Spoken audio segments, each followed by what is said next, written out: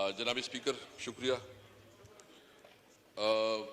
सबसे पहले तो मैं आज जो हमारे चेयरमैन बैरिस्टर गौहर और अपोजिशन लीडर और दीगर MNAs के ख़िलाफ़ जो है ना इस्लामाबाद में दफ़ा 144 के नाम से जो पर्चे काटे गए हैं, तो मैं सिर्फ ये पूछना चाहता हूँ आपके तवज्जो से हुकूमत से कि क्या इस मुल्क में बुनियादी इंसानी हुकूक मातल है? क्या इस वक्त इस मुल्क में जमहूरी इदारे काम कर रहे हैं या मार्शल लॉ है? अगर जलसी जुलूस आप नहीं कर सकते, आप अपनी नुक्ता नज़र नहीं पेश कर सकते, तो इसको आप क्या कहते हैं? मैं इसकी भरपूर मजम्मत करता हूँ कि जिस तरह इस्लामाबाद में या पंजाब में जितनी भी इलाकों में एक पुरअमन एहतजाज किया जा रहा था और उस पुरअमन एहतजाज की बुनियाद पे जो है ना पर्चे हुए हैं, तो मैं सिर्फ ये पूछना चाहता हूं कि बताया जाए कि या तो आइन मातल है, बताया जाए कि मुल्क पे कोई कानून नहीं, कोई आइन और कानून नहीं है, जंगल का कानून है, जिसके पास ताकत है वो इस मुल्क का सब कुछ करेगा। यानी मुझे अफसोस ये है कि जब तहरीक इंसाफ कोई जलसा करती है, जब कोई प्रोग्राम करती है, तो वहां दफा 144 लगाती है।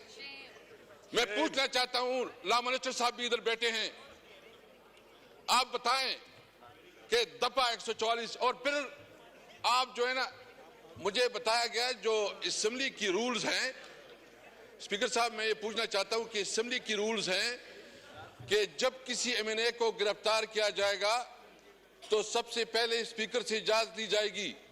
तो पंजाब में जो हमारे MNAs को गिरफ्तार किया गया था, क्या आपके नोटिस में लाया गया? क्या आपसे पूछा गया? क्या इस असेंबली का, क्या ये असेंबली इस तरह चलेगी? उसकी बुनियादी वजह यह है कि स्पीकर साहब आपके ऊपर ज्यादा रिस्पांसिबिलिटी आती है। जब हमारे अपोजिशन लीडर और MNAs को गेट पे रोका गया, उस वक्त आपको इसके ऊपर भरपूर एक्शन लेना चाहिए था। अगर इसके ऊपर आप एक्शन ना ले तो फिर तो इस असेंबली का कोई वजूद ही नहीं है। ये असेंबली तो मुझे तो अभी लग रहा है कि असेंबली इस तरह लग रही है कि 85 की जो से पहले जो मजलिस शूरा थी उससे भी कमजोर हो गई है। दफा 144 जो है ना जवाब बना के हमें जो है जलसे जुलूस नहीं करने दिया जा रहा। सिंध में हमने जलसा करना चाहा कि हम सिंध में जलसा करना चाहते हैं। बिलावल भुट्टो साहब तो माशाल्लाह बड़ी बड़ी तकरीरें करते हैं, बड़ा अपने आप को जमहूरी लीडर कहते हैं, लेकिन हमारा एक जलसा उससे बर्दाश्त नहीं हो रहा। भाई हम कौन सा इलीगल काम कर रहे हैं, हम कौन सा गैर कानूनी काम कर रहे हैं? हम तो पब्लिक तक अपना नुक्ता नजर पहुंचाना चाहते हैं। पीपल पार्टी जलसे करे सिंध में, कराची में कोई मसला नहीं, सिंध में जलसे करे कोई मसला नहीं, तरीके साहब जलसे करे तो उसके ऊपर दफा 144 इजाजत नहीं देती। क्या हम इस मुल्क के शहरी नहीं है? क्या हमारा यह हक नहीं है? क्या आइन और कानून हमें यह हक नहीं देता कि हम अपने मुल्क में अपनी बात लोगों तक पहुंचा सके? हमने तो सिर्फ इतनी बात की है कि जो ये इलेक्शन हुआ है, ये बदतरीन रिग इलेक्शन हुआ है, इसमें अवाम की मैंडेट को बुरी तरह पामाल किया गया है। जब इतनी बड़ी, और ये छोड़ें, मैं पूछना चाहता हूं कराची के जितने MNAs है उससे पूछे, अपने घर वालों से पूछे कि क्या ये MNAs है, ये रिजेक्टेड लोग हैं पंजाब जो कराची से बैठे हैं, जो इस्लामाबाद से बैठे हैं, ज्यादातर वो लोग बैठे हैं जो कि रिजेक्टेड लोग हैं, इधर असेंबली में बैठे हैं, वो कहते हैं कि हम वहां बताए। आप इधर जो है ना हारी हुई लोग हिम्मत करे, ये जो उधर बैठे हैं, मैं पंजाब डिवीजन की पूछना चाहता हूँ, सारे आप जो है ना हारे हुए हैं। वसीम आप हारे हुए हैं और आप कहते हैं वसीम साहब आपकी बारी जब आएगी तब बात करना चाहिए। मैं पूछना चाहता हूँ, हम क्या कहते हैं? ये हमारा कानूनी और आईनी हक है, हम जलसी जुलूस कर रहे हैं। और मैं बताना चाहता हूँ, इंशाल्लाह हम कराची भी जाएंगे, हम लाहौर भी जाएंगे, पंजाब भी जाएंगे। रोको तो रोक सको तो रोको। देखिए ये मुल्क ये मुल्क ने चलना है, कानून और आइन के मुताबिक चलना है। अगर आप कानून और आइन को जो है ना सबूताश करेंगे तो आपको इसकी इजाजत नहीं देंगे, हमें पता है। और दूसरी बात जो इस वक्त आप सबसे बड़ा जुल्म कर रहे हैं कि हमें जलसी भी नहीं कर दे रहे, दफा 144 लगा रहे हैं, हमारे ऊपर पर्चे कट रहे हैं। इसने क्या जी जुर्म है कि इसने इस्लामाबाद में जलसा किया? स्पीकर साहब, मैं आपने प्रोटेक्ट करना है क्या? ये हमारा चेयरमैन है, एक लीगल बैकग्राउंड से ताल्लुक रख रहे हैं। तो एक तो हम ये चाह रहे हैं कि अगर हमें इस तरह हमारे साथ रवैया रखा गया तो ये असेंबली नहीं चलेगी। अगर आप हमें बोलने नहीं देते पब्लिक में, हमारे खिलाफ जो है ना जितनी प्रोपेगेंडा किया जा रहा है, और अभी मई का महीना आ रहा है, ये फिर जो 9 मई करेंगे। मैं कहता हूं जी, जितना तुमने रोना रो लिया, जितना तुमने अपना नैरेटिव उठा लिया, आवाम ने 8 फरवरी में आपके इस नैरेटिव को जमीन बोझ कर दिया है। आवाम ने फैसला कर दिया है कि तुम जो कह रहे थे वो झूठ है। कमीशन बनाए, जुडिशियल कमीशन बनाए, और अगर आप चाहते हैं तो चारों सूबों की चीफ जस्टिस को वो इस कमीशन का हिस्सा बनाए। इंसाफ का तकाजा सामने आ जाएगा, जो भी जिम्मेदार है उसको सजा देनी चाहिए। ये जो कुछ कर रहे हैं, एक मिनट यार, मैं इसलिए कह रहा हूं, ये कौन परेशान कर रहा है? मैं सिर्फ इतना कहना चाहता हूं कि मैं मुतालिबा करता हूं फिर से कि 9 मई के ऊपर जुडिशियल कमीशन बनाया जाए और जो भी रिस्पांसिबल हो उसके खिलाफ एक्शन लिया जाए। हम तो समझते हैं 9 मई मोहसिन नकवी और आईजी पंजाब का ड्रामा है। हम समझते हैं 9 मई एक साजिश थी कि तहरीक इंसाफ को कैसे इक्तदार से और आवाम के मैंडेट से रोका जाए, तहरीक इंसाफ के खिलाफ कैसे प्रोपेगेंडा की, कैसे इस तरह जो है ना जो उसके पास पब्लिक सपोर्ट है उस पब्लिक सपोर्ट से महरूम किया जाए। तो इसलिए मेरा मुतालिबा है। और दूसरी बात जो मैं करना चाहता हूं, जी असद साहब। जी शुक्रिया स्पीकर साहब।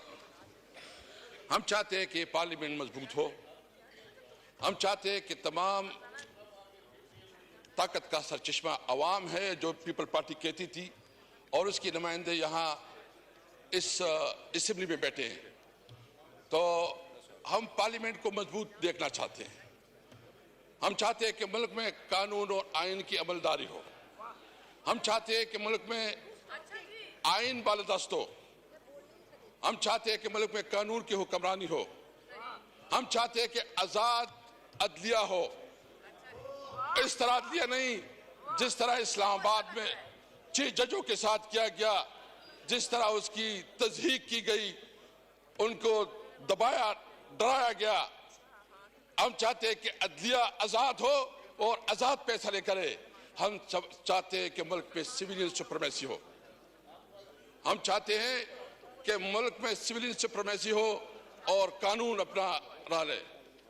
मैं इस हवाले से अभी जो सब कुछ हो रहा है, मैं पूछना चाहता हूं कि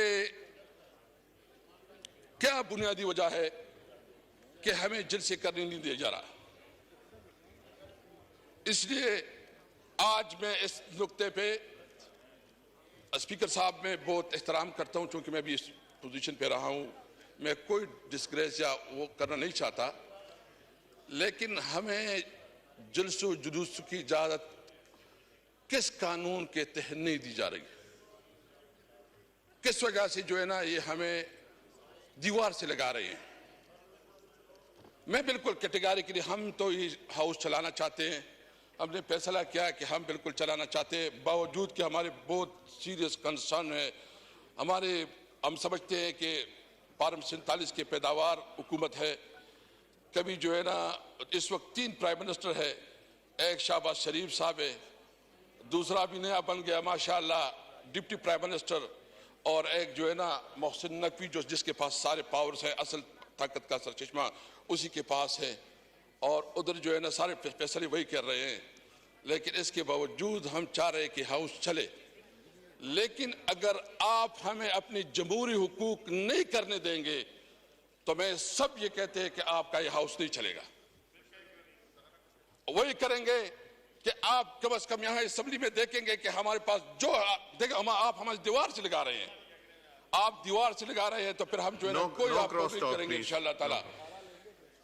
आखिर में इस वक्त स्पीकर साहब मैं ये भी कहूँगा कि इस वक्त पंजाब के जो हमारे काश्तकार है वो बहुत खासकर गंदम के काश्तकार वो बहुत परेशानी में मुब्तला है और उनकी कोई पुरसान हाल नहीं है। मेरी तजवीज़ ये होगी कि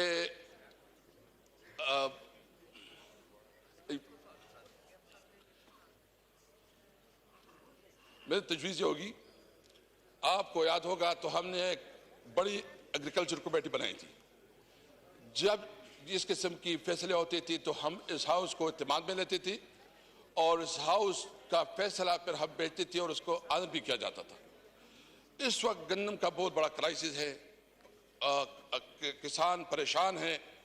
मेरा मुतालिबा होगा कि एक दिन पूरा बल्कि एक दो दिन इसके ऊपर पूरा डिबेट के लिए मौका दिया जाए ताकि उसके ऊपर पूरा डिस्कशन हो। और मैं आज यहाँ से अपनी पार्टी की तरफ से ऐलान करता हूँ कि जो पंजाब के किसान इस वक्त परेशान हैं, हम इंशाअल्लाह भरपूर तरीके से उस एहतजाज में शामिल होंगे, उनके साथ होंगे।